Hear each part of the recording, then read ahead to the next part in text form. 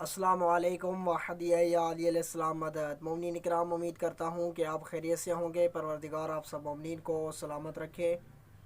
मोमिनीन, मुमताज़ नकवी को जवाब देने के हवाले से हाज़िर खिदमत हैं।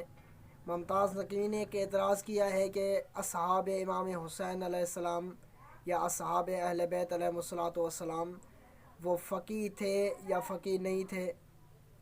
इस सवाल का जवाब देने के लिए इसके ही अपने अब्बा जी को हमने आज चुना है, आसिफ रज़ा अलवी को, जो इसको जवाब देंगे। आइए पहले मुमताज़ नकी की वीडियो सुनते हैं, वो कौन सा एतराज़ कर रहे हैं। उसके बाद इसके अपने ही अब्बा जी का इसको जवाब देंगे कि उसके अब्बा जी ने उसको किस तरह ज़ोरदार तमाचा मारते हुए कहा है कि आप अपना नज़रिया दुरुस्त करें।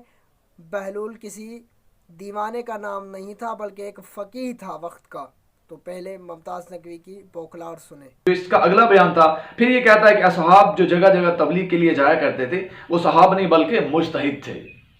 अफसोस सद अफसोस, लानतुल्लाह अलल काज़िबीन। शहंशाह नकवी साहब, मुझे किसी एक रिवायत में दिखा दें किसी सहाबी ने अपने आप को मुज्तहिद कहा हो कि मैं मुज्तहिद हूं, या मेरा ये फतवा है या मेरी ये राय है इस बारे में। हमें जरा एक बयान दिखा दें कहीं पर मौजूद। निगराम, आपने मुलाहिज़ा कर लिया कि क्या कह रहा है कि अगर असहाब इमाम फ़क़ीह थे तो कोई मुझे एक रिवायत, कोई बयान एक भी कहीं से सुना दो। तो मुमताज़ नकी साहब, आप परेशान हो, ये हम कहीं नहीं जाने वाले, हम किसी और को बुलाएंगे ही नहीं, क्योंकि आप तो मुखालिफ हो सबके। आप अपने अब्बा जी से अपना जवाब सुन लें और अपने अब्बा जी से ही खुद जलील और रुसवा हो जाएं कि आपके अब्बा जी कौन सा जवाब दे रहे हैं आपको। चलते हैं मुमताज़ नकी के अब्बा जी आसिफ रज़ा अलवी की तरफ कि वो क्या कह रहे हैं कि आइमा मासूमीन के ज़माने में फ़क़ीह थे या नहीं थे, और किस तरह इस मुमताज़ नकवी को वो जवाब देकर, इसको झूठा करार देकर आइमा के ज़माने में फ़क़ीह होने का इस्बात पेश कर रहे हैं। आइए मुमताज़ नकवी के अब्बा जी आसिफ अलवी को सुनते हैं। उम्मत ये समझती थी कि हमने इमाम के हाथ में जंजीरें बांध दी, हर दौर के इमाम को जिंदान में रख दिया, तो इसका मतलब ये है कि अब इमाम कैद हो गया है। जिस मेरे मौला के पिछले दिनों में आपने दिन मनाए हैं 25 रजब का, उस मेरे मौला ने कितना तरीक साथ जुमला कहा था। उस मेरे मौला को कैद खाने और जिंदान में बिठा के हारून और रशीद ये समझता था इमाम कैद खाने में है और मैं अब अपनी मर्जी से दीन चलाऊंगा। इमाम ने जंजीरें पहन ली और इमाम ने उसके मुंह पे जोरदार तमाचा कैसा मारा। तो इमाम ने कहा, तू क्या समझता है कि तू औलादे रसूल को कैद खाने में रख के अपनी मर्जी से इस्लाम को संवारेगा। इमाम ने एक फकीह को पागल बना के दरबार में बिठा दिया। शिया कौम के नौजवान ये नजरिया दुरुस्त करें, बहलोल किसी मलंग का नाम नहीं था, वो किसी गली में फिरते हुए दीवानी का नाम नहीं था, वक्त का फकीह था।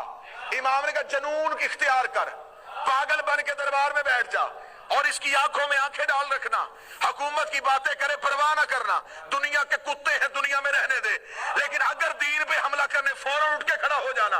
बहलोल बैठा रहता तो जब भी शरीयत पे हमला होने लगता, बहलोल हरूर की आंखों में आंखें डाल देता। इमाम जिंदान में खिलाफत के चेहरे में तमाचा मार रहे थे।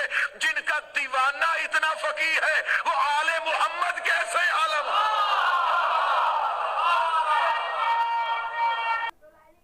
मोमिनीन किराम, आपने मुलाहिज़ा फरमा लिया कि किस तरह आसिफ रज़ा अलवी साहब ने वाज़े कर दिया कि नौजवान शिया नौजवान अपना नज़रिया, अपनी सोच दुरुस्त करें कि बहलोल किसी मलंग का नाम नहीं था बल्कि बहलोल एक फ़क़ीह का नाम था, जो अपने वक्त का फ़क़ीह था, जिसे इमाम मूसा काज़िम अलैहिस्सलाम ने फ़क़ीह बनाकर, दीवाना बनाकर फ़क़ीह के तौर पर रखा था, और ताकि शरीयत के मसाइल हल करे और शरीयत में जो दखल दे रहे हैं उनको मुंह तोड़ जवाब दे। तो मुमताज़ नकी साहब, ये तो आपके अपने ही अब्बा जी हैं, ये क्या कह रहे हैं? या इसे समझाओ या खुद और सुधर जाओ। ये तो कह रहे हैं कि आइमा के ज़माने में बहलूल भी फ़क़ीह था। हम तो इस बात के कायल हैं कि जो भी असहाब आइमा थे वो फ़क़ीह थे, लेकिन तुम मुनकिर हो। तुम अपने अब्बा जी को समझाओ या खुद समझ जाओ। आपको अपने अब्बा जी ने समझाया है, आपको आसिफ अलवी ने समझाया है, और आप जैसों को आसिफ अलवी ने समझा है।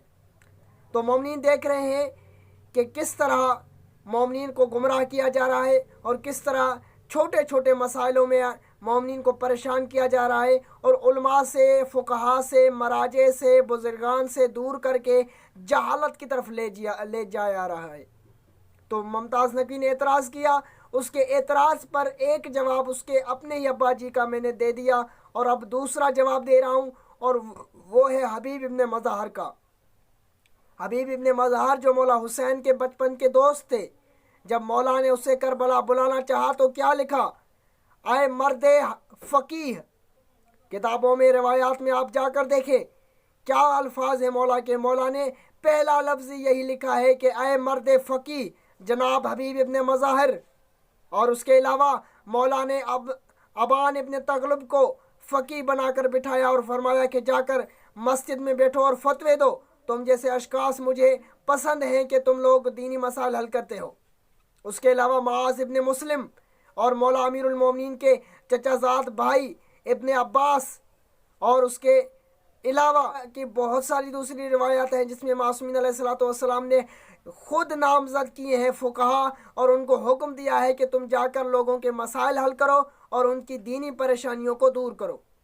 تو ممتاز نقوی صاحب اب کہاں جائیں گے؟ یا معصومین علیہ السلام کی حدیث کو نعوذ باللہ جھوٹا قرار دیں؟ یہ جو جتنی احادیث ہیں، جتنے فرامین، جتنی روایات معصومین سے نقل ہوئی ہیں، وہ سب یا غلط ہیں یا آپ غلط ہیں، یا آپ کے ابا جی غلط ہیں یا آپ غلط ہیں۔ آپ فقط چھوٹے مسئلے میں آ کر جو مومنین کو گمراہ کر رہے ہیں، تو اب مومنین تو اب آپ کی اصلیت سے آگاہ ہو چکے ہیں۔ وہ اس لیے آگاہ ہو چکے ہیں کہ ہم نے دلیل دی ہے اپنے آپ سے نہیں، ہم نے پہلی دلیل اپنی نہیں دی ہے بلکہ آپ کے اپنے ابا جی کی دلیل دی ہے، جو آپ کے ابا جی آصف رضا علوی ہیں، جن کو آپ بڑا علامہ سمجھتے ہو، جن کی آپ بڑی تعریفیں کرتے ہو، اور بار بار اس کو ویڈیوز لگاتے ہو کہ یہ وکیل حق زہرا ہیں اور یہ فلاں ہیں فلاں ہیں۔ تو اس ابا جی نے آپ کو جواب دیا ہے، آپ کو جھوٹا ثابت کر کے نظام ولایت فقیہ کا اس بات پیش کیا ہے۔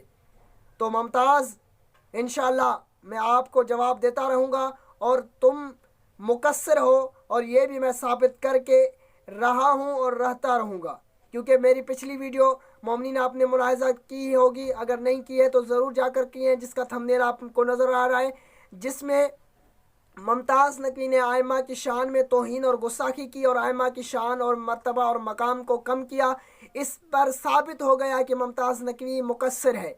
جو دوسروں کو مقصر کا لقب دینے والا، دوسرے مومنین کو مقصر اور پتہ نہیں کیا کیا کہنے والا، وہ خود کس مقام پر اور کس مرتبے پر اور کس عقیدے کا مالک ہے، وہ جا کر ویڈیو سنیں گے، آپ کو سب کچھ پتہ چل جائے گا۔